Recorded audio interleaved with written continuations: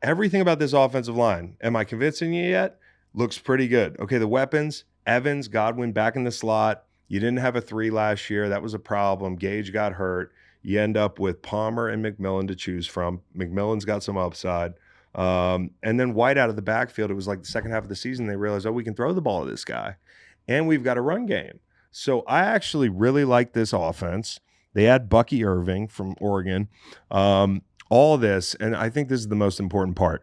They pay Baker and bring in his guy. As you've heard, we've teamed up with BetMGM this season. We'll be using BetMGM lines to make all our picks, and we'll have special offers for you listeners each week. If y'all haven't signed up for BetMGM yet, use bonus code GREENLIGHT, and you will get up to $1,500 first bet offer on your first wager with BetMGM. Here's how it works. 1, download the BetMGM app and sign up using bonus code GREENLIGHT. 2, deposit at least $10 and place your first wager on any game. 3, you will receive up to $1,500 in bonus bets if your bet loses. Just make sure you use bonus code GREENLIGHT when you sign up. Gunner, hello! Oh! Happy first birthday to your 1-year-old baby daughter. Wow. You Just can wanna be bleep out the first name, Cowboy. First to say it. I wanted to be the first to say it. You see how I did the name and then made it easy in the edit because I knew that you'd come back and be like, we're like the royal family. No one can know our names. They announced the names of the newborns of the royal family like before they're even out. Oh, yeah, because you're an Anglophile. Yeah. I don't know any of this shit. Hey, thanks, man. I appreciate that. No problem. Can I read you a text from yesterday? Get careful. Is this going to be a wife alert? No. Okay. She doesn't listen to the pod. Come on. And if she finds out that you're really fucking weird, I think she'll just be like, yep, that's him. Good morning. Well, there's no good morning. It is. Okay, well, then maybe read it verbatim. Okay. So as not to paint yourself into a corner. Redacted, parentheses 1, as if I know which year it would be. Birthday today. I'm so glad you're bringing this up. A text from you to her mom/dad would be heartwarming for all involved. Yeah. You know, it's really not the reminder that it's your daughter's birthday. It's just the way you communicate it. Okay. Okay. All right. So, for a little added context, you are the child's godfather. It was 10:01 in the morning. No one believes a 10 a.m. birthday text, not for a kid. No one knows what birthdays kids have. I was doing you a favor to appear like a doting godfather that you had the child's To appear. birthday. You didn't give me till 11 a.m. Did you know it was her birthday? Yes. What's my daughter's birthday? Not that you're the godfather. July 7th, and I'm not the Okay. godfather. What's Luke's birthday? I'm also not the Okay, godfather. but what's Luke's birthday? I don't know. Exactly. March? No. You fucking got the I mean it's like October? it's like the other rotation of the earth. It's like November. Are we talking about this? Are you done with your part? Yeah. He's irritated. I thought you didn't think that was a favor. Oh, it's a favor, but it's like a fuck you favor. It's like the way you texted it. See, this is where I think that, like, if I do anything, you think my intent must be bad. I know, because there's no option other than to text in that manner. I show Like, there's you couldn't be like, hey, it's your goddaughter's birthday today. Just heads up. I know what to do with that. Okay. You know what I mean? All right. You know what I'm saying? Okay. Well, Matt, somebody, is that a normal text? But if I'd say hey, hand up. I'm terrible with fucking dates. Macon struggles to be casual. Just be casual. That's all. I'll accept that criticism, but I didn't want to say, I hadn't even criticized you. I mean, it's the same criticism I gave you. I didn't want to say, hey, it's her birthday. Like, you have to come up with presents or something. No, you didn't have to Like- say, no. It would have been like, hey, just a heads up, because like, I'm going to give you a birthday text, and I waited till 5 o'clock. I know all day you were stewing. I feel attacked. And then Why? And then the next You text somebody like that at 10 in the morning, bro. I've been on the road all fucking week. I haven't had a proper meal in 3 days. I'm just trying to go to the river to get my jollies off, to feel alive again. And I get that text. It's like, hey, asshole, just in case you're an asshole, which you likely are. Here's what it is. Can I rescind the godfatherness of it all? No, not at all. Can we put that back up? No, open because if shit hits competition? the fan, if you die, you're going to be happy I'm the Godfather. Okay, look. Can I read yours response? Yeah, sure. Okay. I'm sure you can understand how non-standard this text format is and all the ways the recipient could be utterly confused. Either way, happy birthday to L. Okay. And then you say, you know what? Nothing. Happy birthday to the whole family. I'm on the river trying to beat my family home. Well, you know, and then you want to text right away, I'm sure. No, but I wait till 5. Did you not think? Did you think I forgot? I didn't care. Did you think you didn't care? I thought I had done my duty. Then it was up to you. You Whether did or your not- duty. whether But or all not I'm you- saying is it was just such a weird So way. I have a question. Yeah. What if September 1st comes and goes? Yeah. There is no text. Yeah. And then say my wife, which is the key here. Try to explain that to who doesn't know English. She'll be floored that I forgot that it's September 1st. I didn't even know it was September this morning, dude. I was like, man, it's kind of cold out. What month is it? Oh, look, Okay. it's September. You know what? Since everything, here's where you got me. You got me. Here's where you got me. Right. This was really a selfish move because now my wife thinks, oh, he did pick a good godfather. The guy texted on the birthday. That's what you want, right? Yeah. If you get hit by a truck, if the guy doesn't show up for another thing the rest of the child's life, but the guy promptly remembers birthdays because he has a date fetish, then everything's okay. I love that I came up with your daughter's birthday off the cuff. You did. That's the Well, no, best because part it's of 2 all days of it. from your birthday. Well, it is what it is. All right. Thanks. I just man. thought that was funny. Thanks for the text. It was You know what I was going to say with you know what? Did I do good? yeah, that was great. It was a great text. Now it's been ruined. going to read it. Now it's been ruined. But Kate, it's okay, dude. Like it's fucking fine. I think you'll understand. I think it's more the husband. You know? And who's to say I didn't get an alert first thing when I woke up on You. my calendar? You didn't know it was September. Yeah, right. But the calendar tells me, you know, every day. All right. All right. Hey, needless to say, you won't be getting one of those next year. Don't worry. How could I forget September 1st?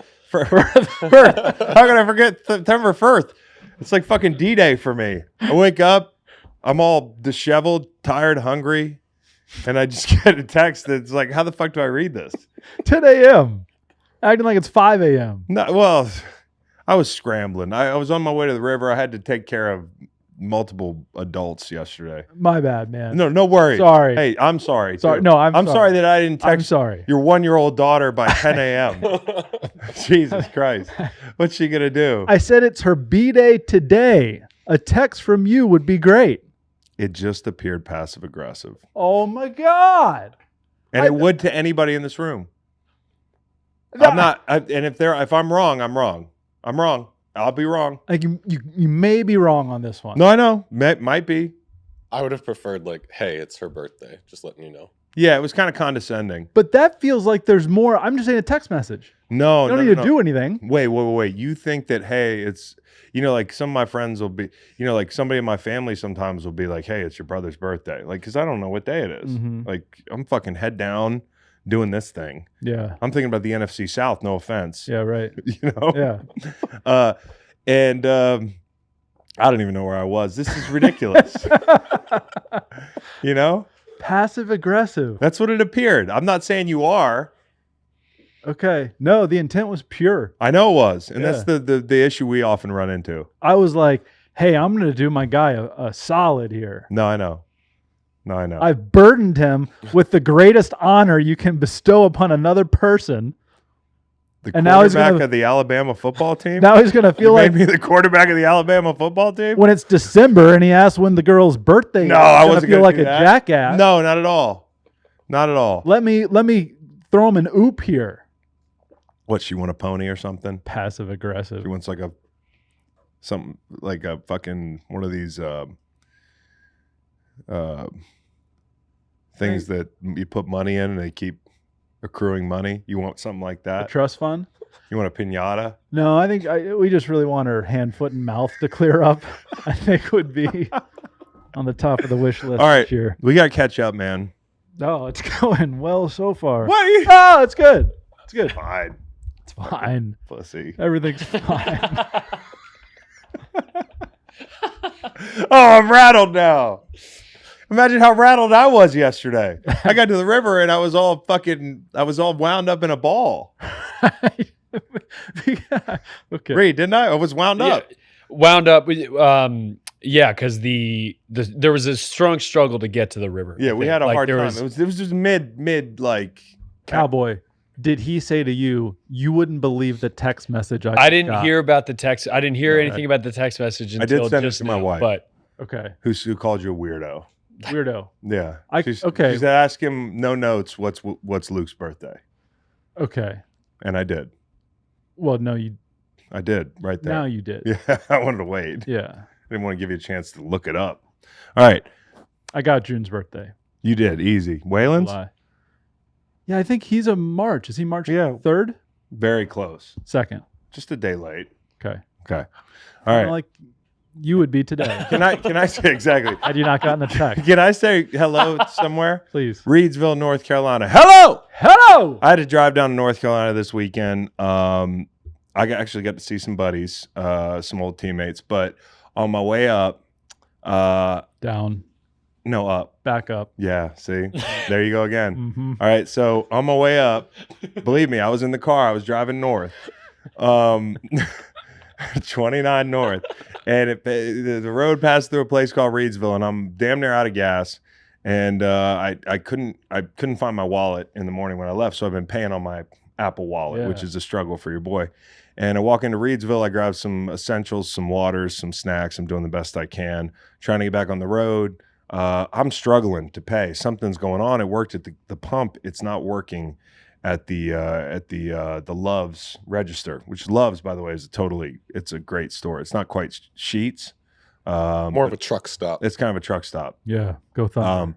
So anyways, I'm in there. I've got probably a $25 order, bougie water, like artisan snacks. And I step out of the way because my thing's not processing. And I turn to the guy behind me. He's got red hair. He's probably late 20s. Good looking cat, country dude. He's definitely a working man. And I say, hey, buddy, you can ring up. Like Jesse Plemons looking kind of guy? No, better looking than Jesse Plemons. Okay. And I'm like, hey, my man, you can ring up. I don't know what's going on. I'm too old for this shit. Chuckles. He goes to pay. And then as he walks out, he goes, I got you, bro. Nice. He goes, I got you, bro. And no, not nice. Cause I'm like, bro, like I'm sitting here. I'm trying to pay with an Amex on my iPhone 14. He thinks I'm like poor. This Like this guy's like, and I go, bro, do you have Venmo? Do you have anything? Let me pay you. He goes, just pay it forward, bro. And I'm like I'm getting charity big boyed here wow. at the register at Love's. And I got no recourse. I'm scrambling to like see if it works, to give him the $30 cash that he handed to the cashier back. He pulls off in his really nice pickup truck. The guy must have a pretty good job.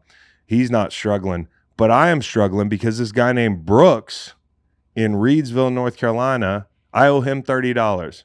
And if anybody knows a guy with red hair in Reidsville, North Carolina, I was so blown away by this thing on multiple levels. Number one, because this is a really nice thing on its head, if anybody did it, period. But secondly, I think if he found out that I'm doing okay for myself, he'd be like, I want my $30 back. How'd you get his name? Because I asked him his name. Oh. Yeah, I should have asked for his last name. But then he'd know that I was probably like fixing to do something nice for him. So if anybody knows a guy named Brooks in or around Reidsville, North Carolina, please, I'd love to like give him his $30 back. Yeah. You know what I mean? Yeah. That's awesome. That That's doesn't like happen every day. That sounds to me like the truck stop equivalent of like giving the godfather of a little girl a heads up that it's her birthday. Yeah, if he stood at the register and was like, here, you poor bastard. Here's $30, you piece of shit, and walked out and been like, and get a job. I know you won't. That's what that would have been. All right.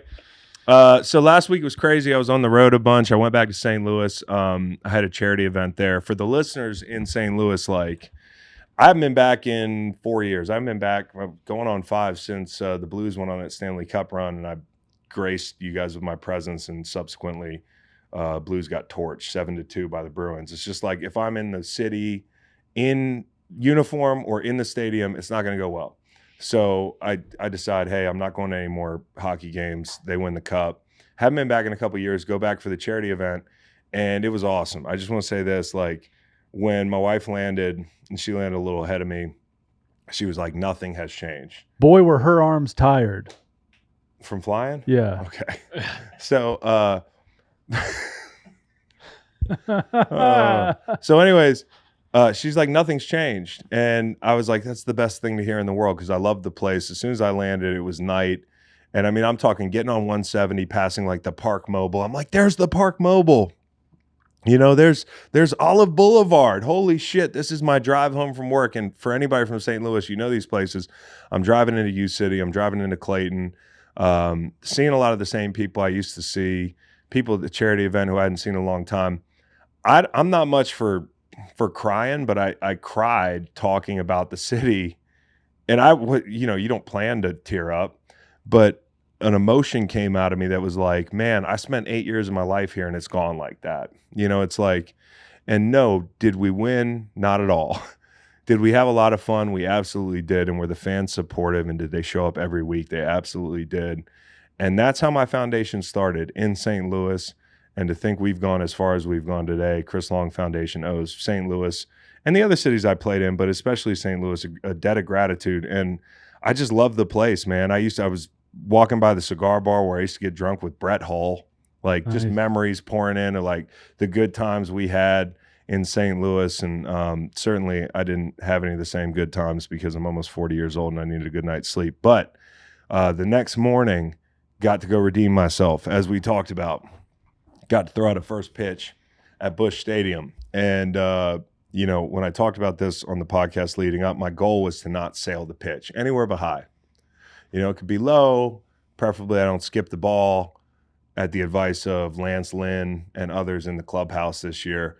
In 2008, when I was a rookie, obviously, you guys know the story, sailed the first pitch, damn near killed a World War II veteran. The ball hit the backstop, rolled the first. It was embarrassing. This year, I find out that I'm sharing the first pitch ceremonies duty with rapper Young Gravy. When Who- did you find that out? Like right before the game. Oh wow. And so that threw me off a little bit. Yeah. I gotta say that threw the whole flow of the situation off. And I'm not gonna blame the pitch on that, but Young Gravy went second, which I think added a lot of pressure to me. Like I would have loved if Young Gravy went first. Young Gravy gets introduced. There's 30 people in the stands. The Cardinals are like 500 right now, which is the saving grace here, is like nobody saw this. Pretty hot in St. Louis in the afternoon. It's hot. It's a day game. And, I get up there and I stand up on the mound because that's what men do. And as you can see here, this poor catcher never had a chance. It looks like I fucking tried to do it.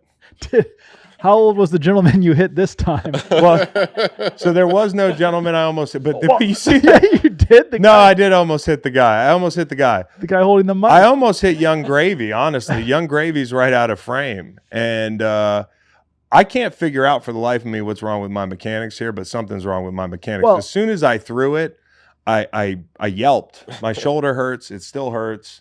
I think it may be overdeveloped shoulder Or just stiffness where I can't turn it over. scar tissue. Yeah, there's a lot of scar tissue in there. So I go back. I'm not embarrassed at all. Like nobody's there. Nobody's watching. I'm washed up. Everybody's focused on Young Gravy.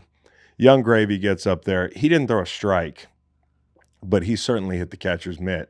About half the speed that I threw the ball with, neither here nor there. He even had like a prosthetic on his hand. He had like some Michael Jackson glove. The play-by-play guy was like, and Young Gravy's removing his prosthesis. And I'm like, oh, surely he's going to fucking sail this ball. But he hit the mitt. Got to talk to Young Gravy a little bit. Nice young man. About 6'7", this guy. Yeah. Supposedly he's like this generation's Weird Al Yankovic. He said that, and I don't want to give him a soft verbal commitment here, that we might get him on the show at some point. So maybe we get Young Gravy on the show at some point. I'll be back in 2039 to nearly kill Jason Tatum. It's a tradition. Every 15 years they have me back to sail a first pitch, and it was the honor of a lifetime. You did get great reviews on your grip, like right up till here. Everything People until were the throw saying- looks awesome. Yeah. Oh, they were saying it's a perfect curveball splitter Mm-hmm. pitch. Jersey And that's looks what I was. good. That's what I was going for. The jersey looked great. Some feet heat. Had a lot of fun at the game, and had fun in St. Louis. Did you warm up? Did you warm up in the? That was another thing. I didn't even get to warm up. Okay. I went back and met some of the guys and asked them for advice, and they all said the same thing: don't skip it. Mhm. You know, which I did not. Mhm. So, anyways, that was my week. I was all over the place. Got to do Inside the NFL. That was a lot of fun. We had our first show with Bill. It's a riot. It's awesome. I know when you watch, you're probably like, oh, it's all serious football, but we get the production meetings, we get the behind the scenes stuff where Bill is just Bill, and it's something to see. So that's going to be back on not this Friday, but the Friday after next on CW. So check us out. Me, Ocho, Ryan Clark, and Bill Belichick. What am I doing on that set? I have no idea, but I'm doing the best I can. All right, NFL stuff. I do want to mention the Mike Zimmer soundbite. Did you guys see this? They said He didn't get Wolf asked Zimmer if he wanted to talk to the team. He had a chance to talk to the team. He did not talk to the team when he lost his job, I guess. no. And his response was something, and I'd have to hear his tone, but like, even if you're joking, it's not that funny. He's like, I'm not going to talk to those guys. Those guys got me fired. I'm like, brother, you sound so out of touch. That's crazy. And honestly, it just adds another element of weirdness to the Cowboys right now. Like, thinking about, like, if you're a Cowboy and you're like reading that quote, I don't like that guy. Mhm. Like, I don't know Zimmer at all. I've never met him. I think he's a pretty good coach. I know he's no bullshit and all that stuff. And maybe this was tongue in cheek, or he didn't have a cup of coffee before the interview, but this is not something you say. It was interesting. It came out like right before the season about his previous, this is something that Yep. like off season kind of time, when you're maybe in between jobs or something like that. Or if you're gearing up and you include the piece about this is my redemption part. Yeah. But there wasn't really, it was all, him versus Spielman and the draft picks. But then when you make it you versus the players, you Right. lose. I mean, and Kellen Mond had this to say. I don't even know what our relationship was. Never spoke to him one time. The only coach I've ever had where his players and peers have zero respect for him. That's just one player. Zimmer said that when Spielman took him, because he was like, when Spielman took him, I walked right out of the room and I wasn't there for any of the other Yeah. draft picks because I didn't want to take that player. Listen, it's just, that's a no-no.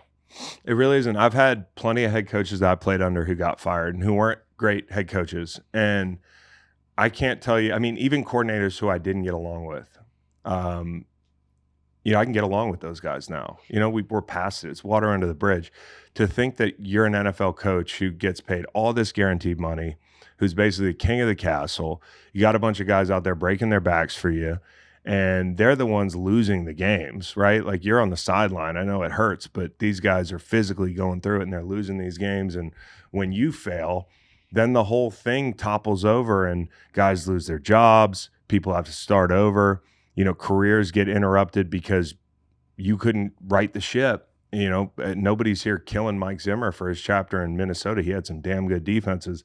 But since we're talking about it, if you're going to turn it back on the players, there's a lot that you didn't do either, that could have righted the ship, and maybe you'd have kept your job longer. And that's the case with any coach who loses his job in the NFL. The responsibility when something fails is shared between players and coach. And to say, hey, the players got me fired, that is reductive. It's insulting. And honestly, it doesn't play well in your new locker room. Guys have mobile phones, dude. They read these quotes. That was a weird one. And then the other thing that's making the rounds right now is Devontae Smith is no longer a captain in Philadelphia, which is, maybe it's just my timeline, but they're forcing this storyline down my throat. And I hope we don't have another much to do about nothing kind of situation in the Philly media because of Devontae Smith not being a captain. Let me just say something about Devontae Smith, since some people might extrapolate that he's in the doghouse or something to that effect in Philadelphia because he's not going to wear a C on his chest this year. When my son, over the last year and a half, who's an Eagles fan, began to watch football and began to look up to players, I've started to intentionally steer him towards certain guys that I'm like, this is, this guy does everything right. He competes, he says the right things, he plays hard. And Devontae Smith's one of the guys at the top of the list that I'm like, hey, watch how that guy conducts himself. Watch what kind of teammate he is. Watch what kind of football player he is. So this is definitely nothing. I don't know how the Eagles come up with who their captains are. Sirianni claims it's voted upon. I think they had 9 captains last year. That's more captains than I've ever heard of. So, he might have set up Devontae Smith on a roster full of guys that are leaders and great players for failure, because the very next year, if you were captain 8 or captain 7, it might not happen that way the next year. And, I know that as a player, I was captain for a couple years in St. Louis, and I worked really hard to become a captain. It's not what I was trying to do, but like when I got the respect of my teammates in that fashion, especially because I think we only had maybe 2 captains on each side of the ball. So you had 6 total. You had 2 offense, 2 defense, and then you had 2 on special teams. So for a defensive end to be a captain, the Mike linebacker ideally is going to be a captain, James Laurinaitis. And then for me to be a captain, it was a huge honor. But I showed up one year, I think it was after I had 8.5, and this was like a year where I wasn't playing my best ball, but I was still pretty good. Some injuries had piled up. And the next year I come back to camp in 2014, and maybe Fish and the Rams had Miss Cleo vision, but I got hurt that year and ended up washed up. It was the beginning of the end in St. Louis. I showed up to camp, and they voted on captains, and I only put it in air quotes because you never know. And I ended up not being a captain. So I've been 2 years a captain, 3rd year not a captain. Did that mean that my teammates didn't respect me? Did that mean that all of a sudden I couldn't break the huddle down? Did that mean that I couldn't coach the young guys up? Did that mean I was a liability on the field? No, it meant that Robert Quinn was really fucking good. And I think you could read into that. You can take it personally as a player, but more than anything, it's just fodder online. The guys in the building that run the building oftentimes don't have C's on their chest. And you do have your guys that break the huddle down, but you also have a bunch of guys in the building that are leaders in their own right. And I think Devontae Smith is a guy you want in your locker room and you build around. So I hope that story doesn't pick up any steam. It just caught my eye this morning because I think a lot of people don't realize how things are voted on or not voted on. Sometimes coaches, I swear, will say, hey, we're taking this to a vote, and they'll select the guys they want to select anyways. I'm not saying that's the way Nick's doing it, but 9 captains is too much. It's just a lot of fucking people. And he probably ended up on the short end of that thing because he was deeper down the list. I'm more impressed that he was a captain in his 3rd year in the league. That's a big deal, on a team that's a playoff team, and it's loaded with veteran, presences. You got guys like Lane Johnson, Brandon Graham, Fletcher Cox, and the list goes on. You've got a quarterback who was an MVP candidate a year ago. Like, there's going to be a lot of guys who are your supposed leaders. I would count Devontae Smith in that group. Uni's going to look better without the C, young man. Don't worry about it. You think so? Yeah. Okay. It's just, I know it's an honor and all that. Yeah. It's large. Yeah, it is large. It is large. Yeah. You try to fill in the stars underneath. Yeah. And then you're like, fuck, I only have 1 star. Yeah. I've only been a captain 1 year. It's kind of a backhanded compliment. All right. Well, listen, to be a captain in the NFL, period. I mean, you grow up thinking about like playing professional sports, like making it, to get to wear that C on your chest at all. It's one of the proudest things that I can say about my career. I'm like, dude, if it was voted on, if it wasn't voted on, that's a pretty fucking cool thing. So I don't know what we're discussing online right now. It just seems like a story about nothing. All right. So, by the way, did my fantasy draft, sent my list into Macon as I was about done with my 3rd or 4th or 5th or 6th round. And I asked him, does this suck? And he was like, there's one problem. Like there's one position. One position. I tried to play Madden while I drafted. It was for Tommy Alter's fantasy league, old man of the 3 fame, worst commissioner in fantasy sports, bar none. No, it's worse. Okay. And it was kind of like to disrespect the draft. I decided to just play some online games there. And I forgot to draft the defense. I forgot to draft the fucking kicker. That's no problem. The draft ended. I was like, what am I doing? But I also only drafted 2 running backs.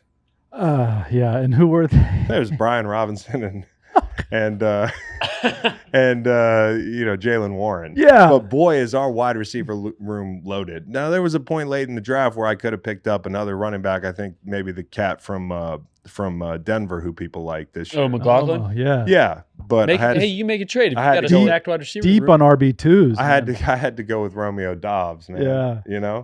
Yeah. So Can I ask, is Tim Robinson in that? No, He's no, not? no. I saw him on the graphic. I got excited. No, he's not. No, He's no, not part of the group. He's not part of- yeah, Okay, yeah. Tim Robinson, the comedian. Yeah, He's in the group. All right, he's got to be a. Yeah, I he's in the group text, and I'm like, I I shouldn't save this guy's number. You know, what's the thing on like being in a group text with people you don't really know? Right. But it'd be nice to know who he is. Yeah. But I think he's got a Detroit area code. He's Yes. a huge Lions. Huge Lions fan. Look, man, CeeDee Lamb, Nico Collins, Devontae Smith, who you can make a captain if you wanted to He's on the this captain of my fantasy team. on this team. Trey McBride, CJ Stroud, a lot of good players. Yeah. Just the running back room is Well, we're gonna be passing devoid team. of talent. We're gonna Okay. spread it out. All right. You know. What's the win total on my team? Probably what, 14 weeks in the regular season? 7.5. No, under 6.5. 6.5. Okay. You want to bet that right now? I would like to take the under. Yeah, 6.5. How much money?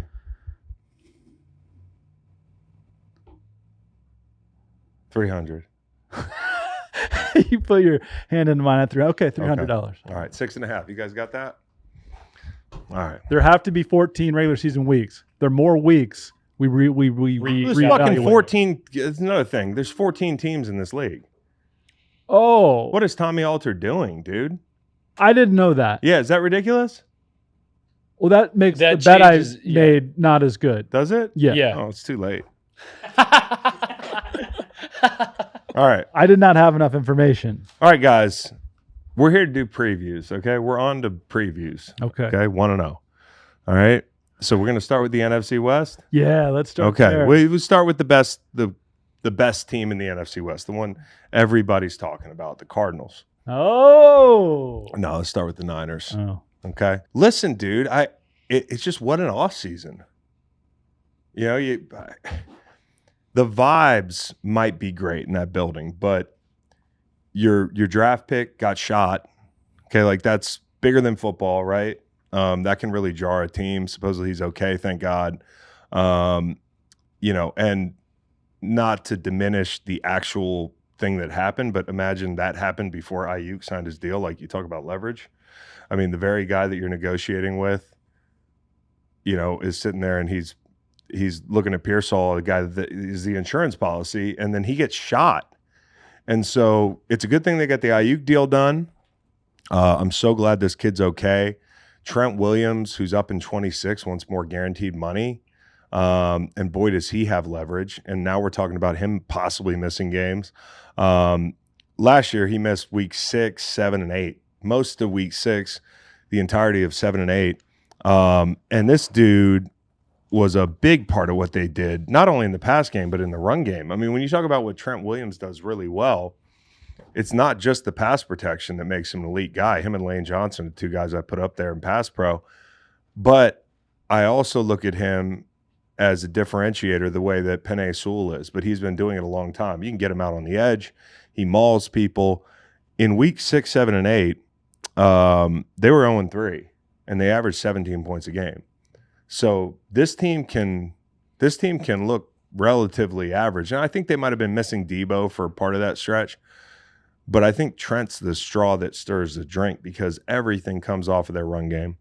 And additionally, if you look at this offensive line, and this could be the week 1 lineup, Moore, Banks, Brendel, Puny, a guy named Puny, who they like. He's a promising rookie, but his name's Puny, and Colton McKivitz. And we know who Colton McKivitz is.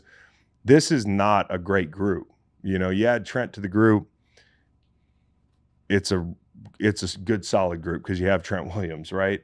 But it's going to be hard to survive if he's not out there. Now, I expect him to be out there. Okay, part of that is because of the Ayuk deal. The Ayuk deal actually saves them almost $9 million, right? Converting, signing bonus, and you're actually looking at a $5.7 million cap hit this year. He was owed $14 million guaranteed. So this frees up some cap space, and they have a ton of it to get the Trent deal done. And I would do that whether or not you think it's fair, whether you think it's too early or whatever. Like, I had fans, I said, Trent's due. That was like the thumbnail clip we put up when we were talking about the 49ers when Trent started holding out. And some fans were like, what do you mean he's due? He's up in 26. I'm like, okay. Well, if the guy doesn't want to play football, he's not like Ayuk where he's worried about how many accrued seasons he's missing. Like, if he wants to sit out until next year, good luck. Like, your window's open right now. The minute you pay Brock Purdy, you know, this thing changes. And part of, you know, why getting the freedom through the Ayuk deal matters is because they're going to have to take care of Purdy next year too. So it's going to be $11 million they'll owe him in 25, and then in 26 they're going to owe him $16 million. And then that number jumps up big time. So, I just look at this team coming off the offseason. CMC's 28. It's like every year I say, they're using him too much. Fuck, they need to spell this guy a little bit, They have not done that. He's been a workhorse. Is there a year where he comes out there and, encounters the ledge? I don't know that that's going to happen. I haven't seen signs of it, but the workload is otherworldly. And then Debo missed games last year. Kittle's Kittle. Jawan Jennings adds a great physical blocker mentality outside so they can get the stuff they need to get done on the perimeter. He's kind of a do-it-all guy for them. I just look at it and I say, like, this was not an ideal offseason, and I hope it doesn't bleed into the season because this is the window for the Niners, right? Especially when you look at their defense. They had Floyd, they had Collins, you got Hargrave, you got Bosa. This is a really good front, okay? And if Drake Jackson comes back, the depth is solid. Linebackers, when they're healthy, best in the game, right? But I do worry about Devondre Campbell, who's not like the quickest guy in the world. Does that limit you until Greenlaw gets back, who obviously popped his Achilles in the Super Bowl? Does that limit you in coverage? Does that limit you to do certain things? Like if you can get a matchup in man coverage on Devondre Campbell and manipulate things, so even with everything you can do with Fred Warner, these coordinators, they know how to get the matchups they want to get. And until Greenlaw gets back, I kind of worry and wonder how that's going to manifest. I mean, you do lose some range there. I love the D-line, as I mentioned. And the secondary, I think, is improved. Okay, they really like this Renardo Green guy. Second rounder, playing nickel for them. Lenore can stay outside. Ward can stay. Ward's been a fixture, right? Hufanga, Jair Brown, like Ambry Thomas is not going to be counted upon as much if Renardo Green works out. So I look at this group and I'm like, the defense might have gotten better. The defense might have gotten better. We'll see, how the scheme is. Fourth different coordinator in 5 years. That's the thing. They got loads of talent. Can the talent overcome the transition? Because they have stuck the landing on this thing. And I know Wilkes last year, although they were near the top of the league in a bunch of metrics, when it was nut cutting time, did not get them in the right matchups and, was too aggressive in certain moments. Can they adjust? I mean, like the reason they made the change, you could argue if it wasn't broke, don't fix it. They're going to need to play better to justify this. That defense last year is going to have to get better because there are some uncertainties with the offense. And I don't mean if everybody's healthy. I mean, they're damn good. We know who they are. But with everything I just laid out for you, there are some speed bumps that they're going to encounter early in the season. Add to the fact they are probably the oldest team in the league. I mean, they are an older team. How are the injuries going to manifest or not manifest for them? Niners were 12-5 last year. Win total is 11.5 this year. Their odds to win the division are -200. Hey, since we saw more than 60 quarterbacks play last year, I'm going to do a little service here today in this preview.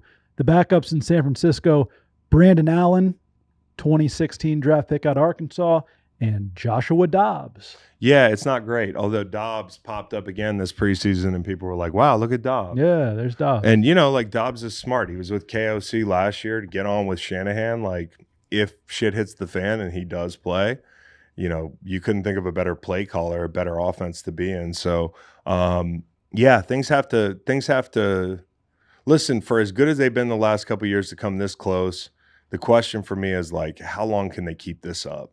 How long can this team have the same length offseason as the Super Bowl champions without the reward? Year after year, these guys they're on a New England schedule without the rings. And that can compound. And I just wonder how long they can do this and can they cash in before they pay Brock Purdy? Because once you pay Brock Purdy, it's good news, bad news, as you know in the NFL. And to your point earlier, they have the second oldest roster in the league. Second oldest. Yeah. Second oldest. And you look at their schedule, man. After month one, I'm going to just read their opponents. Okay. 11 weeks in a row playing teams with winning records last year. unless I'm mistaken. This is Seattle, Kansas City, Dallas, Tampa Bay, Seattle, Green Bay, Buffalo, Chicago, Rams, Dolphins, Detroit.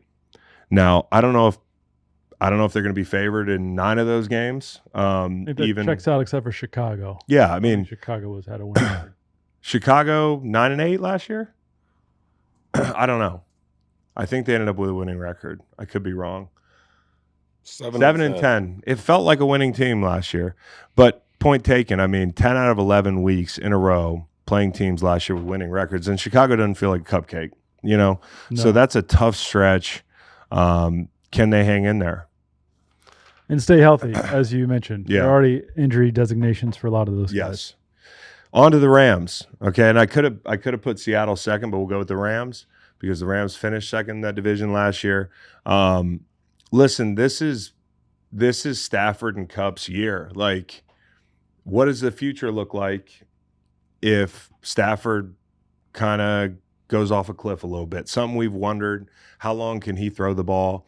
You know, the way he's thrown the ball over the past couple of years. In 22, he kind of looked like he might be starting to deteriorate. And last year, it was like he was playing possum all 22 because he came out and looked like a top 5 quarterback. I'm a big fan of Stafford's. I think you might look at Cooper Kupp and say, hey, people talking about he might be washed. Well, we were saying the same thing about Stafford in 22. Not everybody. I was somebody who speculated out loud whether or not he was kind of on decline. Could be the same thing with Kupp. He might not have been healthy. You get Kupp back, obviously. Puka, D-Rob, Tutu, like they have 4 deep guys outside who can actually make plays for him. Higbee's going to start the year out, obviously, after he got run over by a train in Detroit. That was one of the most brutal hits of the entire season. And so he's got a long road ahead of him. Parkinson, Brandon Allen, I think, is the other tight end. Davis Allen. You know, how much 12 personnel can they get in without Higbee? I don't know if it's going to deter them, but you got a lot of good wide receivers outside. Again, this is their year. And if I'm an older quarterback, I look at something like the offensive line and I say, like, can you keep Matt Stafford upright? I think you have the group to do it. You know, Alaric Jackson, Steve Avila, Jonah Jackson, Dotson, Havenstein, who's the last St. Louis Ram. You know, that's crazy how long he's been there. McVay, I've seen him do it with worse. You know, I've seen those teams that he made deep runs with, and I talked about this last year. A lot of people looked at him, including myself, in the offseason. Once I saw the product, I was like, oh, no, they're good. But in the offseason, you looked at them and you're like, are they going to be rebuilding, retooling? They changed the way they run the ball. They changed the play action mechanism that comes off of it to suit the personnel. I can remember back in the day when Gurley was the guy, they built everything around him, and he pressed edges so well. And the play action that came off of that, the offensive line was good. You know, they had some good players.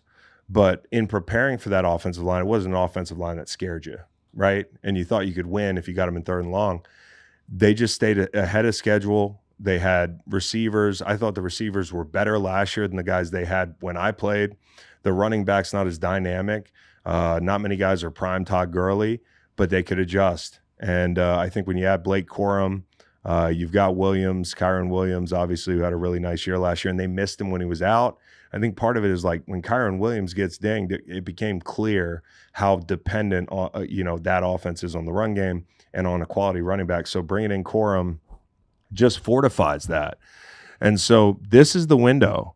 And I know they're talking good about this guy, Logan Bruss.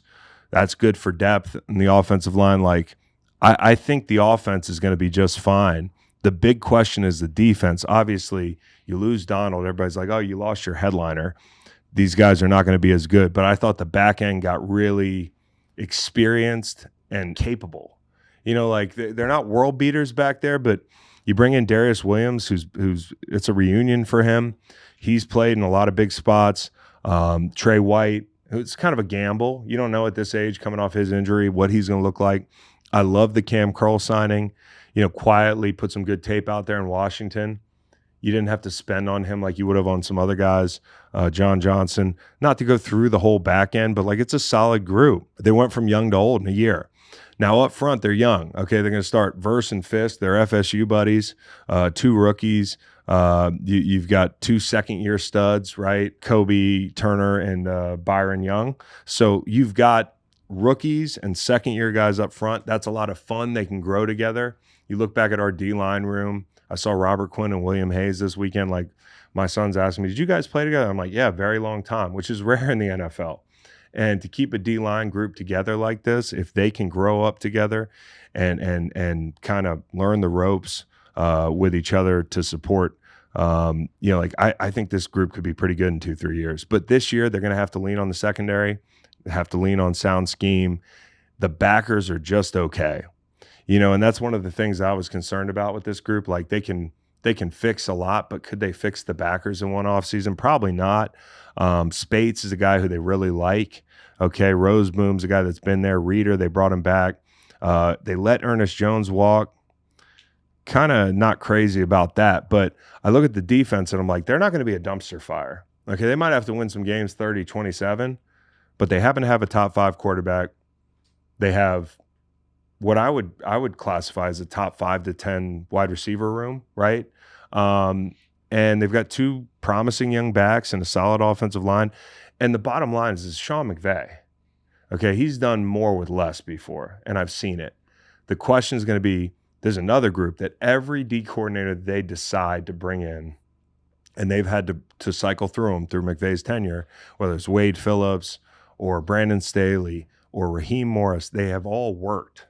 And the question is going to be, did those guys work because of Aaron Donald, or did they work because McVay just knows how to hire guys? We'll find out. I am actually bullish on this thing. Chris Shula, who hasn't called a play since 2014, and John Carroll, he's been in the building. He's done a good job with the backers. And again, we'll find out if they can bring him up to speed or if it was all about Aaron Donald. Aaron Donald was double teamed on a league high 311 That's right. pass rush plays last season.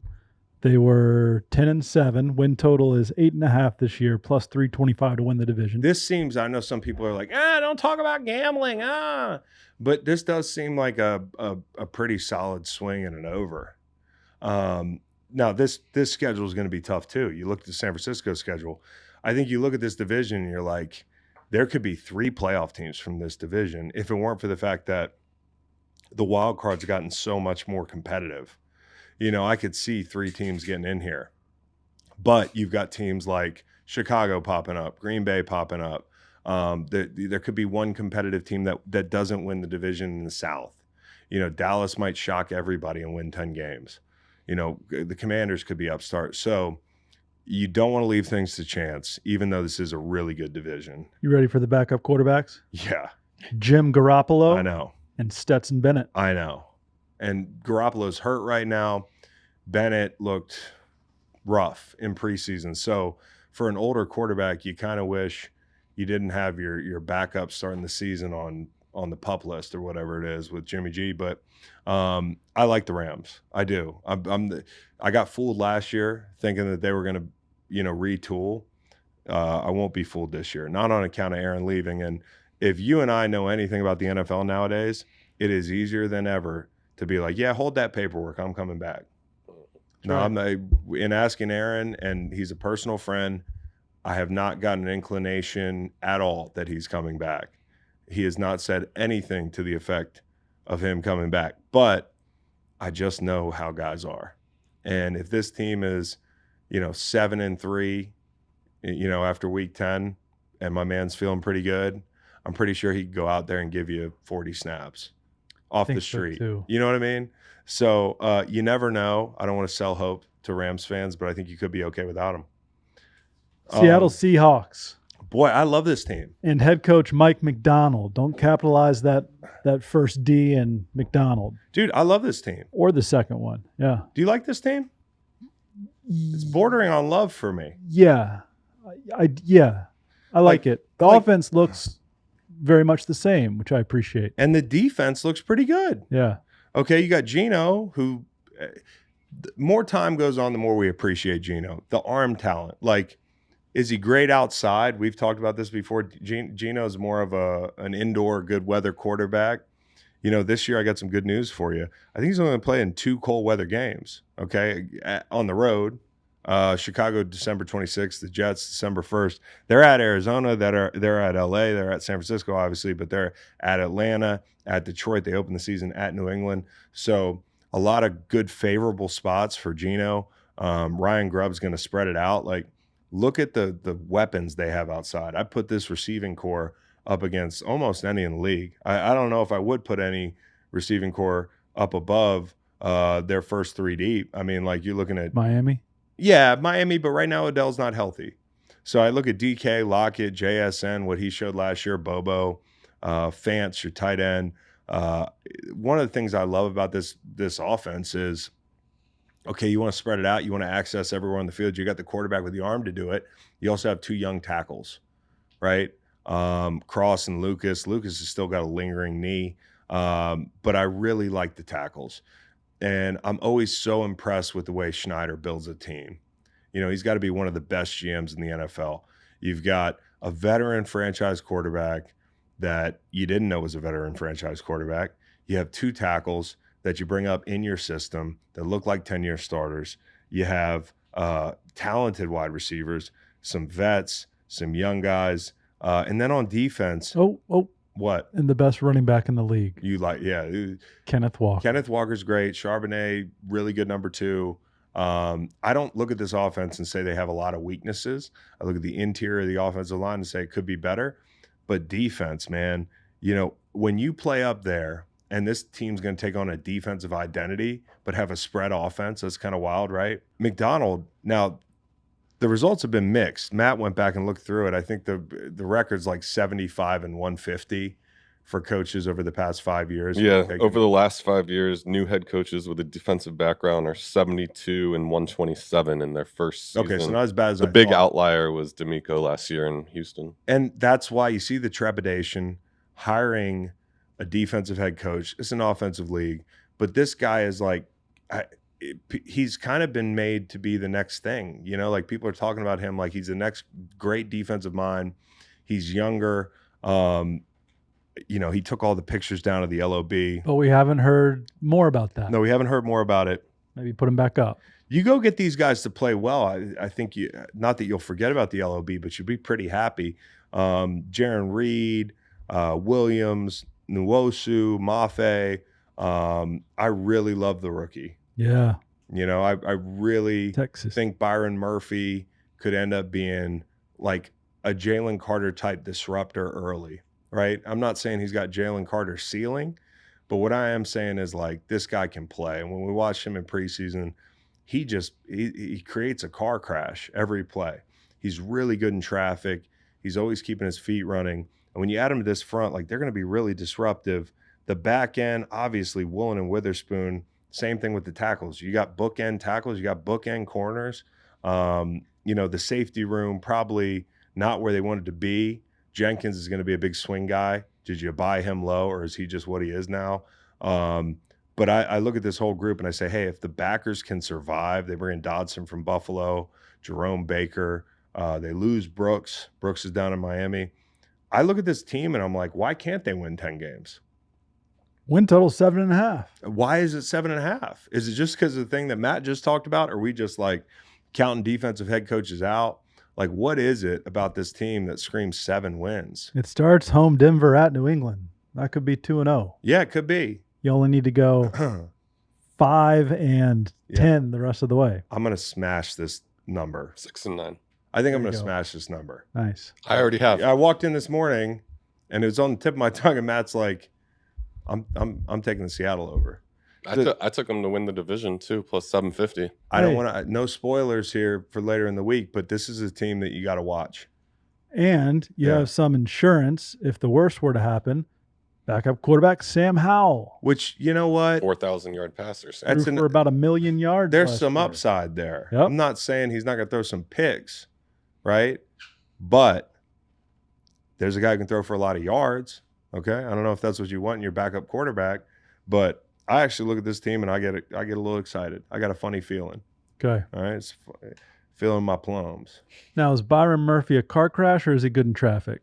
Because that was a little bit of a. Well, you know, you can, like, if you're like a stunt driver, it'd be good to, Okay. you know, he crashing into shit, but you're like good in traffic as well. No, that's fair as fuck. Yep. And the Cardinals, man, I don't want to. It sucks you're in this division.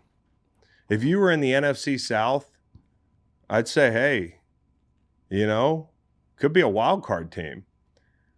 I'm not saying their defense is very good. It's not. Okay, there's some talent issues on defense that, especially up front, it is a pedestrian group.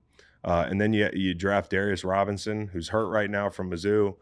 I would have said, hey, if you're not going to add to the front, or if you're going to add to the front a little bit, let's get a guy who can generate some pass rush. Okay. They got him in like a 4-eye. He's more of like a tweener. He's moving up and down the line. And he's going to take time. So Gardeck's got to get home a lot. This is not a group, when you watch them on tape last year, that looked like they were a year away. I think this year, when you watch them on tape, you're going to say, hey, they're a year away. Okay, because I like their safety room. Thompson can play. Buddha is Buddha. And then you bring in Murphy Bunting from Tennessee, who Tennessee let walk. Now, they've upgraded in a big way.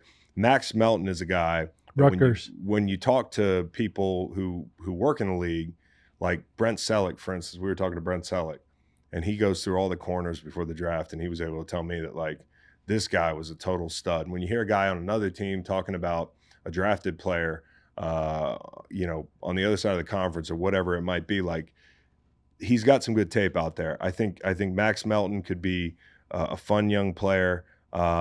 Listen, it's going to take time on defense, but the offense right now is scary. And I mean scary with a lowercase s. Not uppercase S yet, but when you watched them last year, I really thought Kyler Murray looked like a top 10 quarterback at times. I really did. The injuries, the video games, all that. He comes back, he looks focused, he looks at ease in that offense. And if Marvin Harrison Jr. is a stud, you got a stud tight end in Trey McBride, who I think is about to take the league over a little bit.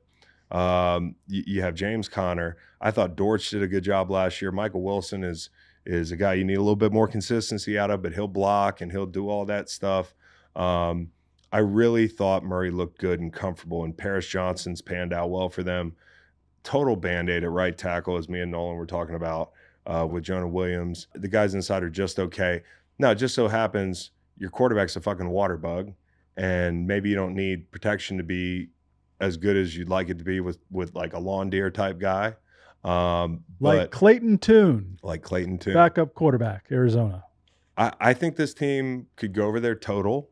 I think they're going to improve.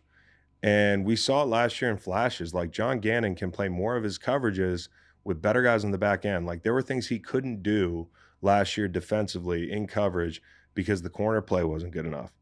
They at least got better, right? There's a veteran, there's an exciting young player. You can play more of the 3 looks you like playing. And I think when you look back at last year, you can tell this team, look what we did to Dallas. Look what we did to Philly.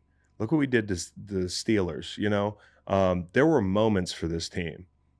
I think you look at them this year, you're going to say, hey, they're a year away, but people are not going to want to play this team late in the season because things can go wrong when you got a guy like Kyler Murray who looks comfortable. It's easy to forget. There's a reason he was drafted in the top 5. He was the number 1 pick. There's a reason that people talked about him like a Pro Bowler. He might have made a Pro Bowl because he had those years early in his career. That doesn't mean that guy's not still in there. He's got to stay healthy. He's got to stay focused. But a change can do a lot for a player. 6-point dogs week 1 at Buffalo. Can they be frisky? They're going to be healthy week 1. Can they be frisky? Well, Buffalo's defense is a concern for me. I think Buffalo might be working some things out offensively. I'm not going to give that as a lock at this point, but I think they're going to be frisky in a lot of games. Okay. Yeah. Now to the fun, dude. You can tell my heart's not in this NFC West thing. The fucking NFC South, man. Yeah. Where do you want to start? The Dirty Birds. No.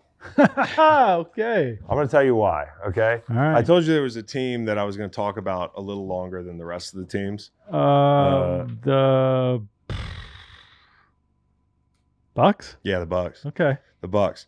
Okay, Make, in the last 10 years, this division, this is who's owned it. Carolina 3 in a row. New Orleans 4 in a row. Tampa Bay 3 in a row. The one hiccup was Matt Ryan. Okay. So this division has been under lock and key the last 10 years. 2 Hall of Famers, right? 2 MVPs and Baker Mayfield. Mm-hmm. And listen, out of all those teams over the last 10 years, the Saints had the Minneapolis Miracle. They had the very next year that terrible call that went to the Senate floor. It was so bad. DPI. Okay. Then you've got Atlanta 28-3. And you've got Cam Newton not being able to recover a fumble. There are so many moments in this division, which, by the way, I saw Warren Sapp flame Cam Newton about that thing on his own podcast, I think, recently. I think Cam was pressing Warren Sapp about Brad Johnson. And Warren was like, nah, dude, he would have picked the football up, and it got awkward. So just with all that having been said, there's only been one team that's actually cashed in on a Super Bowl out of this whole division the past 10 years. It's been the Bucs. And so they stuck the landing on two very different veteran quarterbacks, which was a very hard thing to do in this league, right? Especially on the heels of like a top 5 pick not panning out, right? When you say, hey, it's over, usually there's a rebuild, but they were able to bring in Tom Brady. They were able to coax Arians out of retirement. I mean, who else actually sticks the landing on veteran quarterback? You know, like we talk about Seattle, right? Like, but then to do it twice, you know, because Baker's worked out and they're very different. That's really impressive. You get Arians out of retirement. When he goes, instead of going out and getting a hotshot coach, they say, hey, we're going to promote from within. We get Todd Bowles, who, while he's been about 500 and while he does do confounding shit with the game clock and that sort of thing, I know it drives you crazy. Yep. They could have hired any number of coaches that year. They stood pat. They said, we're going to promote from within. And out of those 10 coaches, how many do you think have playoff wins? From that crop of coaches, who 10 hires that year? 2. You're exactly right. Doug Peterson and Todd Bowles. They both reside in the state of Florida. So they go with continuity. And this is a program. And this offseason, they did the same thing, right? They paid worse. They bring back Evans. They bring back Whitehead, okay? And how great is it they won a chip a couple years ago, because I don't know if Evans sticks around, right? So you got that in your back pocket. Offensively, and this is one of the biggest things, the offensive line improves. You got Wirfs. You bring in Bredesen from New York. I don't know if you like him. Okay.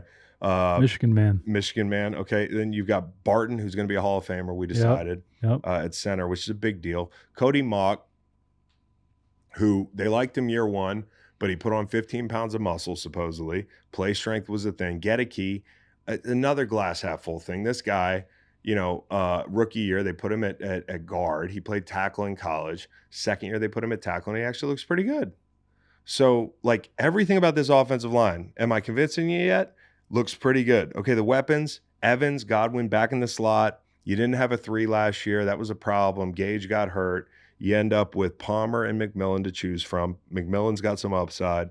And then White out of the backfield. It was like the second half of the season, they realized, oh, we can throw the ball to this guy. And we've got a run game. So I actually really like this offense. They had Bucky Irving from Oregon. All this, and I think this is the most important part. They pay Baker and bring in his guy.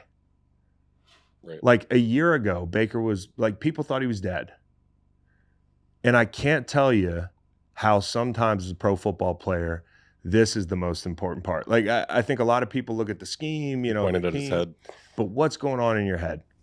And, you know, for Baker a year ago to be the butt of a joke every time that fucking Cleveland Stadium commercial comes on, and it was like he's inherently the most homeless quarterback in the NFL, the irony of having this commercial, then to end up on this team where they're like, we like you so much, we're not just going to pay you. Bring in a coordinator that you've worked with before in LA, and Liam Cohen. And Baker's just like Brooks from Reidsville, North Carolina. When you had no money, he gave you. He did give me money. Yeah. There's 2 guys that gave me money in the last year. Baker Mayfield and Brooks from Reidsville. Yep. And I just think about like his career, okay? Like Oklahoma QB, a lot of pressure there. You end up in Cleveland. There's turmoil. There's coaching changes. Hugh Jackson, Freddie Kitchens, okay? You finally get Stefanski. There are people with jerseys that are running out of room. They have so many fucking quarterback names taped on the back of the jersey in Cleveland. And he's supposed to be a savior in this city where nobody else could. It's the sword and the stone. And he pulled the fucking sword out of the stone. He fucking 48 points in a playoff game, beat the Steelers. You'd think they built him a statue. Instead, Odell doesn't like him, so the players don't like him. Now the fans don't like him, and now every NFL fan thinks he's washed, and he ends up in LA. You know, like I think Carolina before that, right? Yes. But none of those places are the right place. And while I'm not saying Baker's a world beater, what I am saying is that his mental health is probably at an all-time high. And some people are scoffing when I say this, but the most mental position in the NFL is quarterback.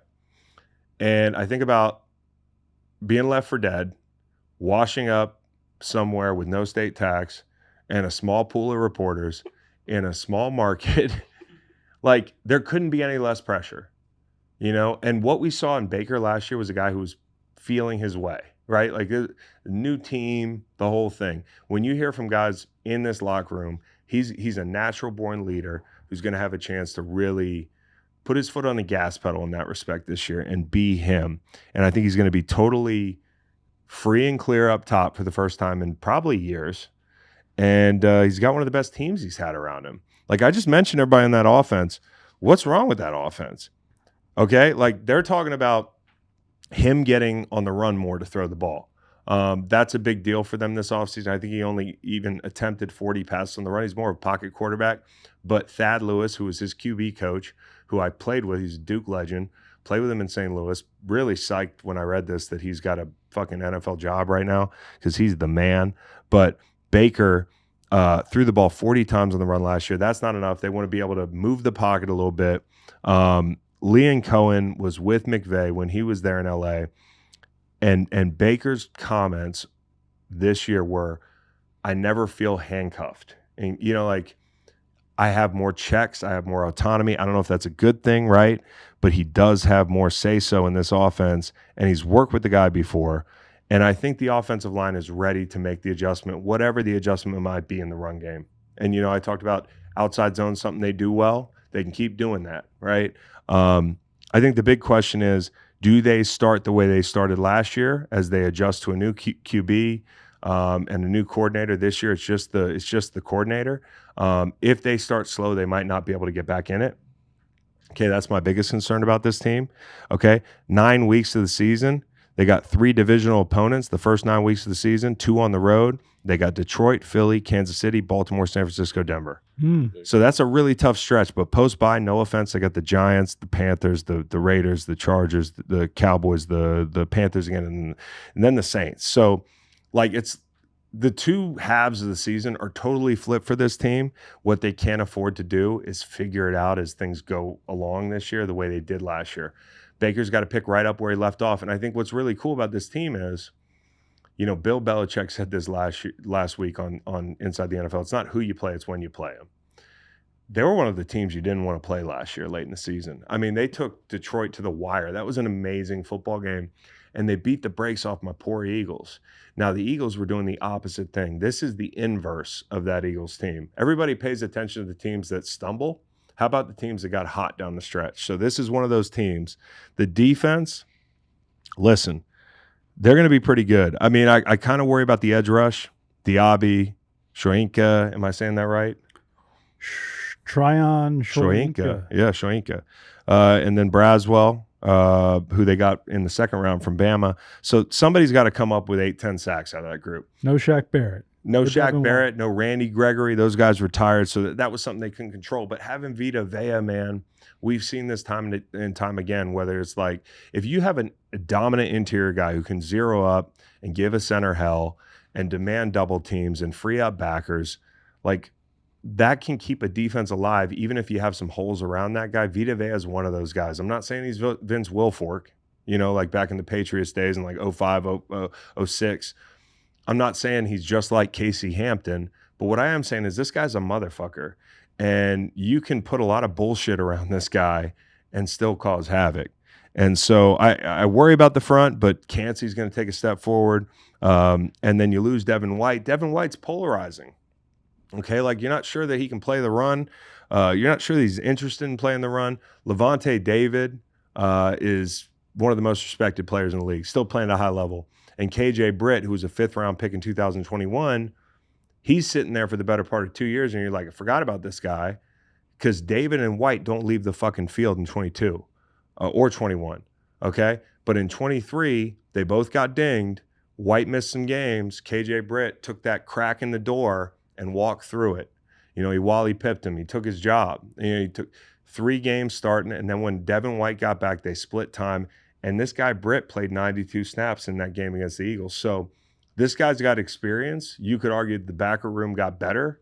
You know, I'm sure Todd Bowles would say that because he firmly believes this guy can play 3 downs. And then the back end, Winfield, Dean, McCollum could flip the whole thing. Versatile guy. Bowles lauded his versatility, how much he improved last year, played a bunch of positions. Can he stick outside and play corner? The way I just talked about that team, what's stopping them from winning this division? Why are we not talking about this group before we talk about Atlanta? Because the Atlanta hype train's real, and they're going to be a good team. I put these teams both in the same category, playoff caliber. Don't know if the ceiling is like a run to New Orleans. But I think let's not make the same mistake we made last year. I don't think we talked about Tampa enough.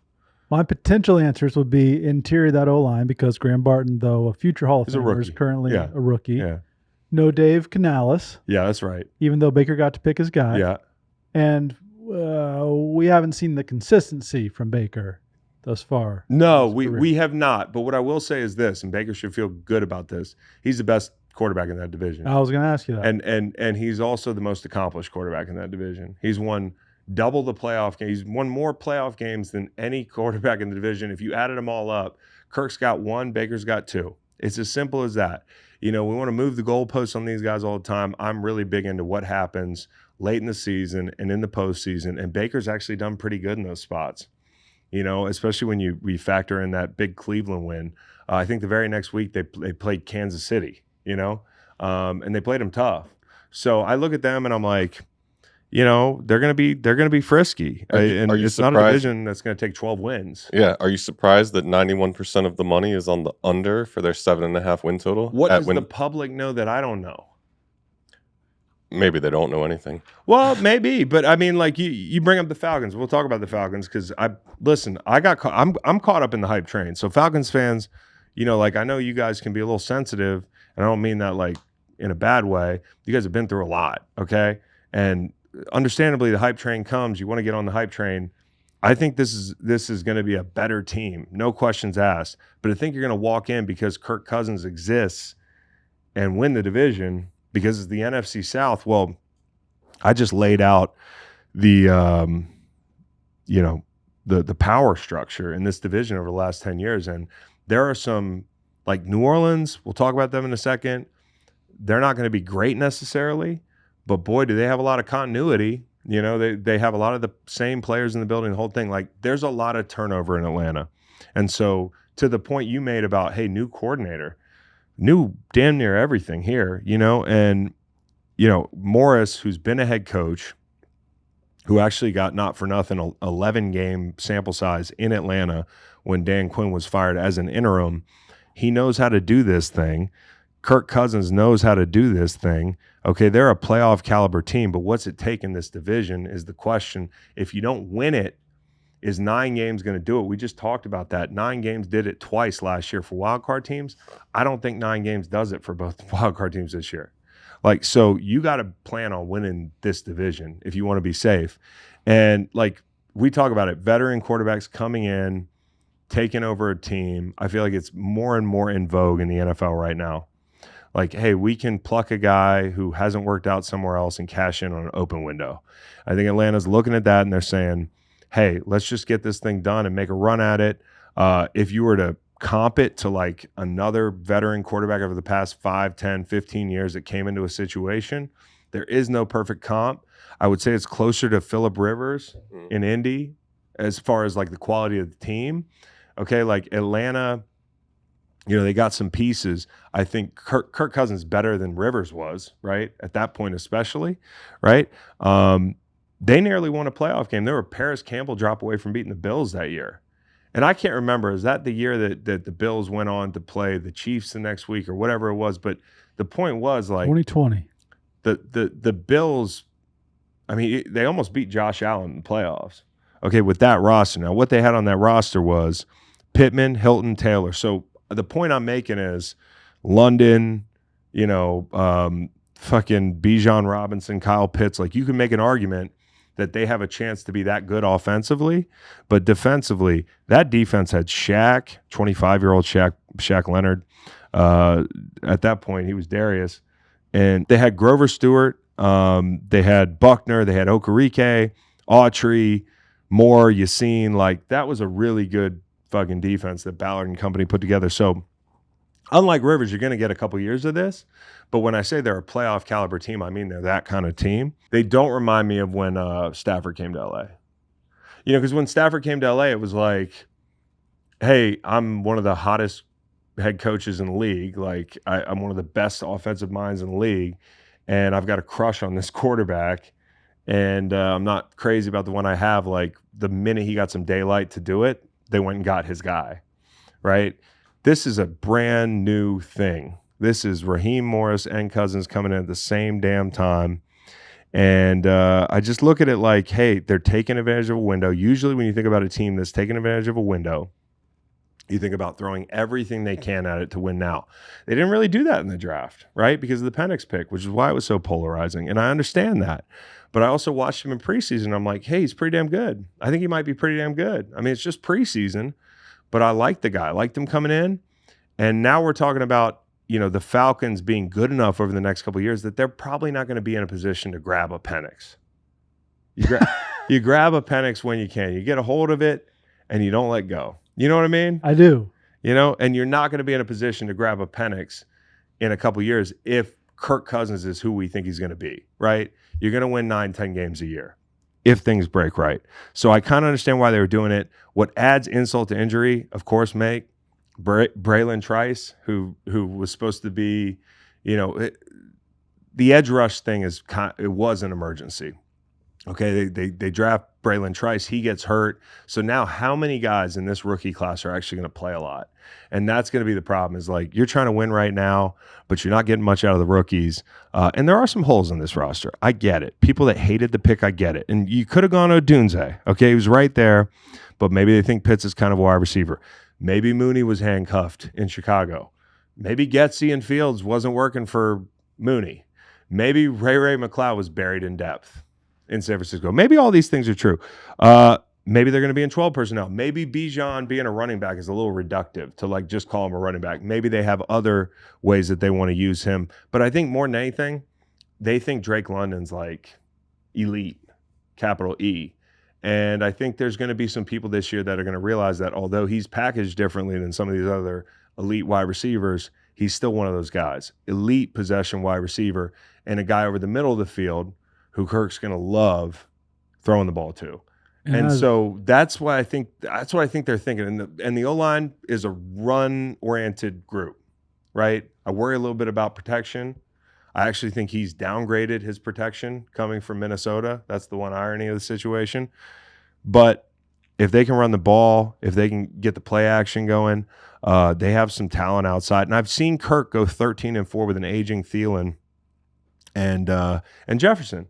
I know it's Justin Jefferson.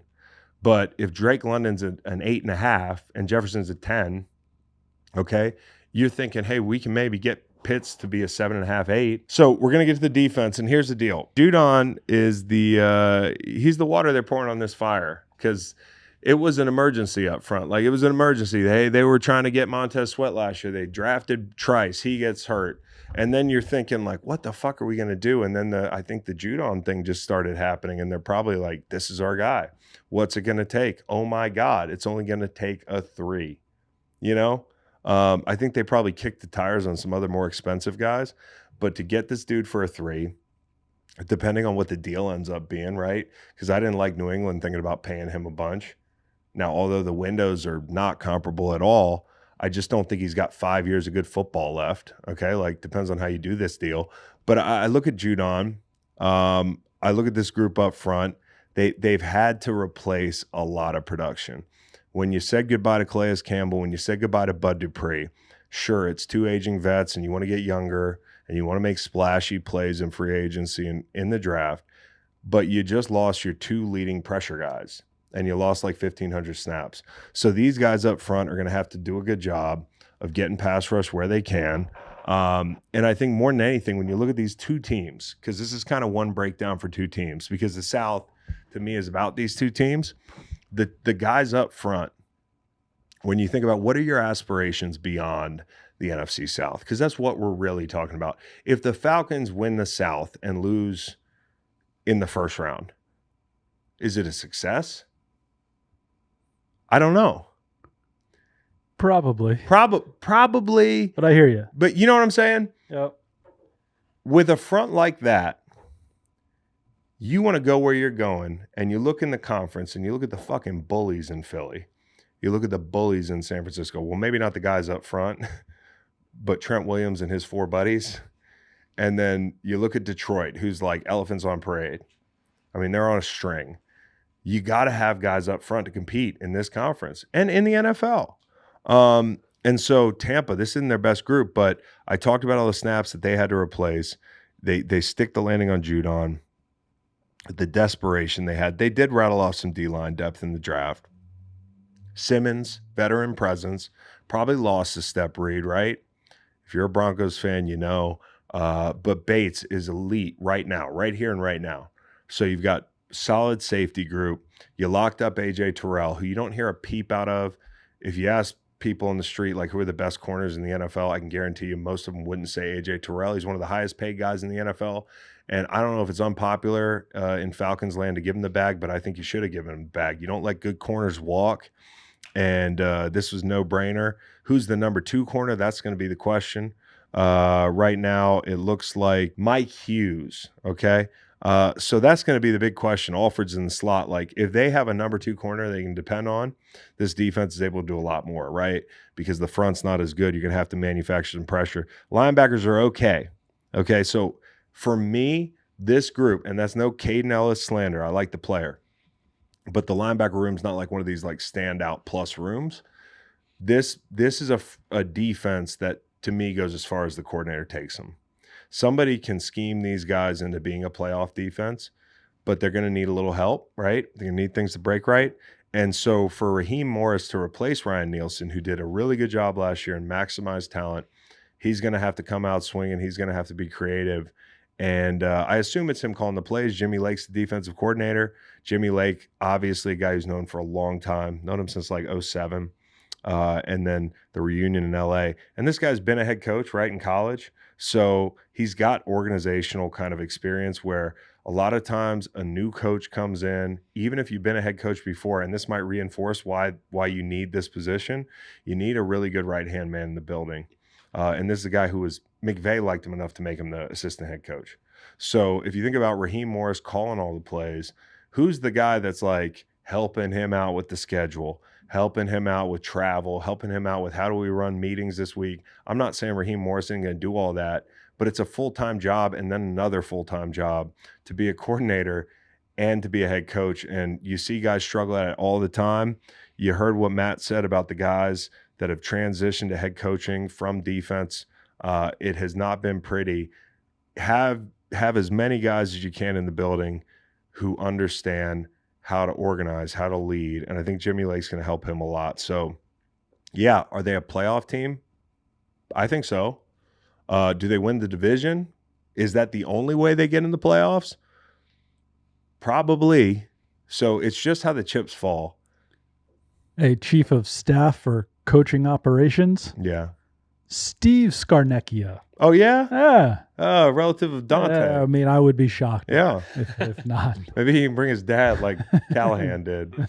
You know what I mean? Yep. So Falcons fans, I'm not saying I'm not pumping the brakes. I'm just saying there's a line here.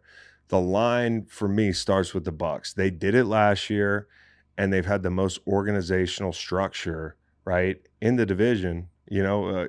Compared to maybe New Orleans, you're starting a whole new thing here. You can't expect to just come out of the gates firing, even though that's the expectation when you bring in a Kirk Cousins, who was 50-37-1 in Minnesota.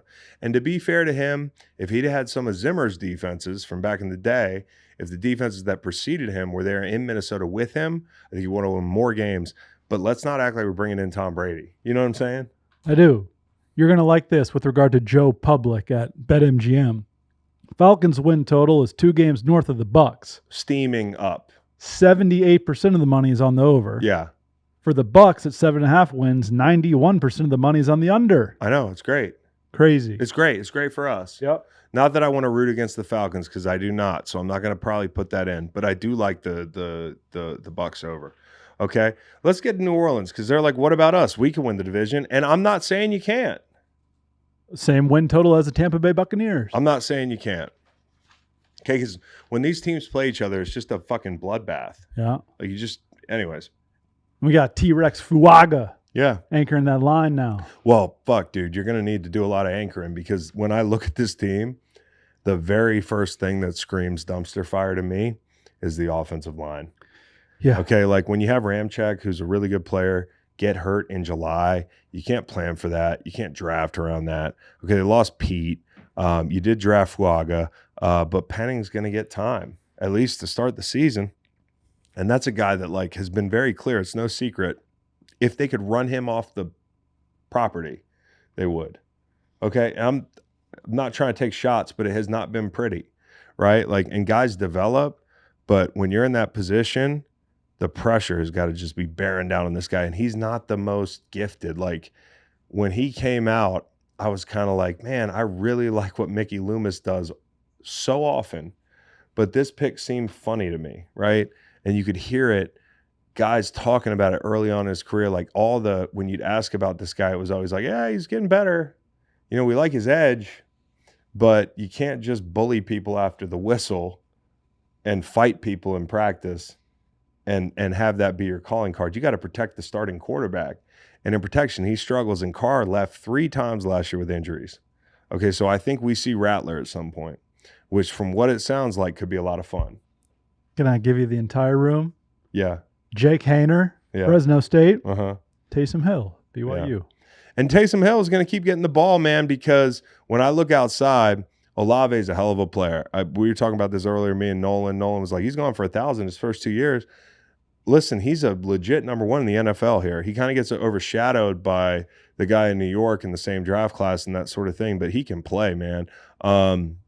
Shaheed, I like Shaheed. They have a lot of speed outside in their depth. They've got bigger bodies, A.T. Perry and guys like that. Wake Forest. But imagine the use of motion with this group outside, fast on the perimeter, a lot of eye candy.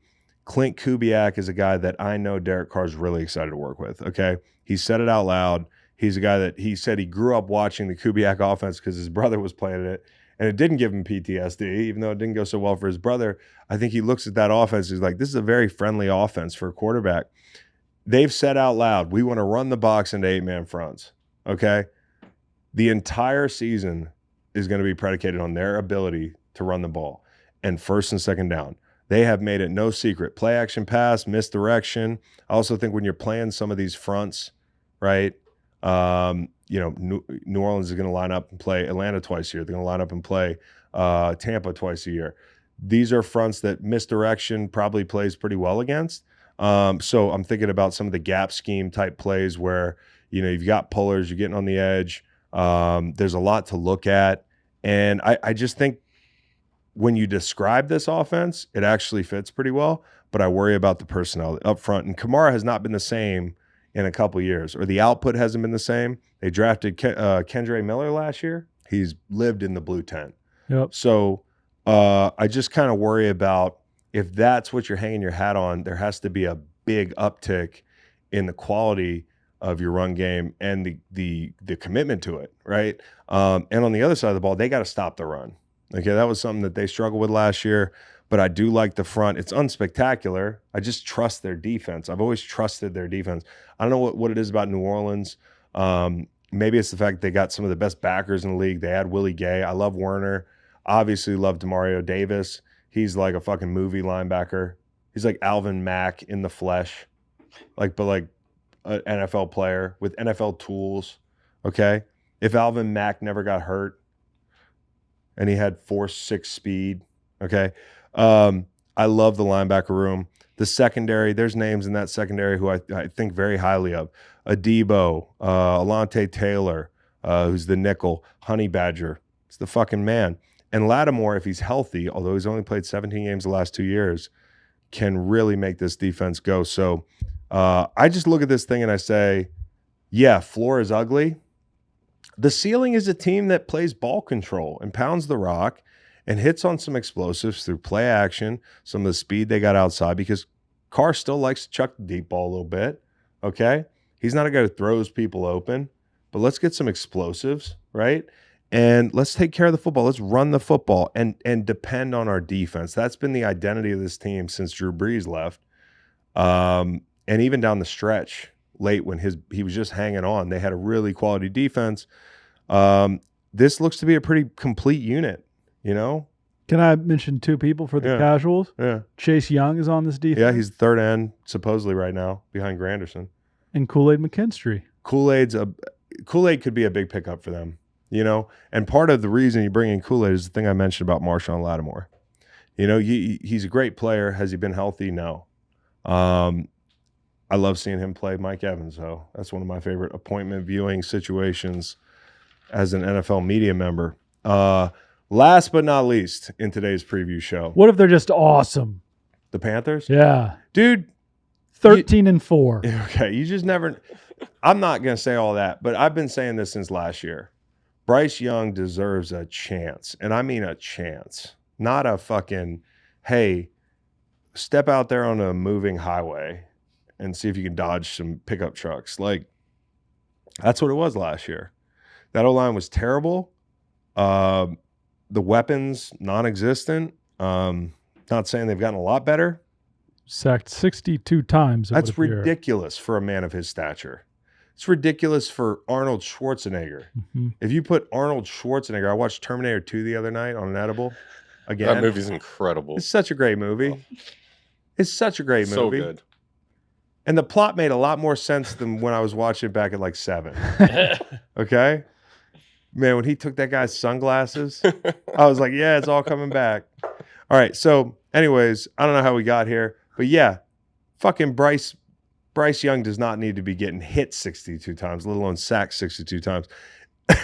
The whole season, success would just be them improving, you know, like win 6-7 games, hit your total. It's kind of an arbitrary number, but like make the people that bet on you happy. 5.5. And the quarterback's the most important thing, more important than wins. If they win 4 games and he looks a lot better, that's a win, because this is the guy you're tying your future to, right? Hayden Hurst had this to say. This is the most telling quote that I've heard out of there. Too many opinions, looking for the right answer from everybody, too much input, sucks for Bryce. I'm paraphrasing. A lot of people in his ear telling him one thing, looking for consistent messaging. And this is an epidemic with younger players in the league when somebody's struggling. And a lot of it is good intentions. People in the building come up and they're like, just do this. Just don't do this. Just do a little less of this. Before you know it, you got 10 people telling you 7 different fucking things. Okay? And they're telling you different things at all different times of the day. And again, like I said, this is the most mental position in the game. There were games where I saw flashes where I'm like, this guy's an NFL quarterback. You know, I thought he looked good in Green Bay. The fact they beat Houston at home, I think it was 15-9 or something, but they beat Houston and CJ Stroud. Like, that's the irony of that whole situation. They went head to head. He won. Okay. Take from that what you might. There were moments, and I only listed a couple, but there were moments where I was like, he can figure this out. I'm not saying he's going to be a world beater, but let's stop acting like we know what's going to happen a year into a fucking guy's career. Look at Trevor Lawrence. Now, we are right back where we started a little bit with the way he finished the season last year.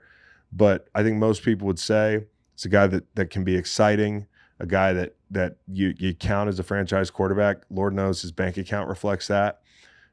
His first year with Urban Meyer, and we didn't know Urban Meyer was going to be such a dumpster fire, but he looked awful.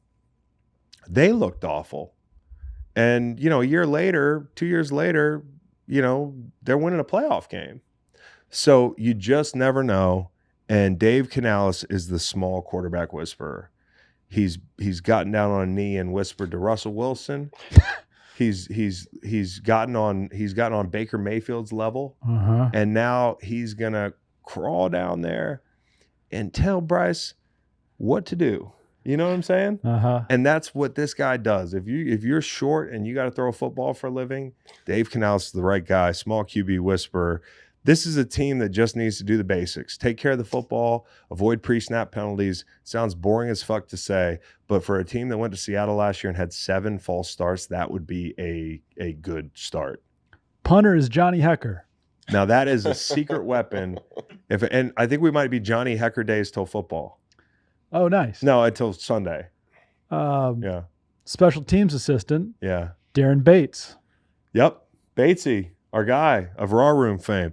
I just want to say that the defense isn't bad, man. Like Clowney and Wanham, like you're gonna have to bank on Clowney being Clowney like he was last year, which is gonna be tough to recreate. But Wanham's a nice player. Derek Brown's a guy I like.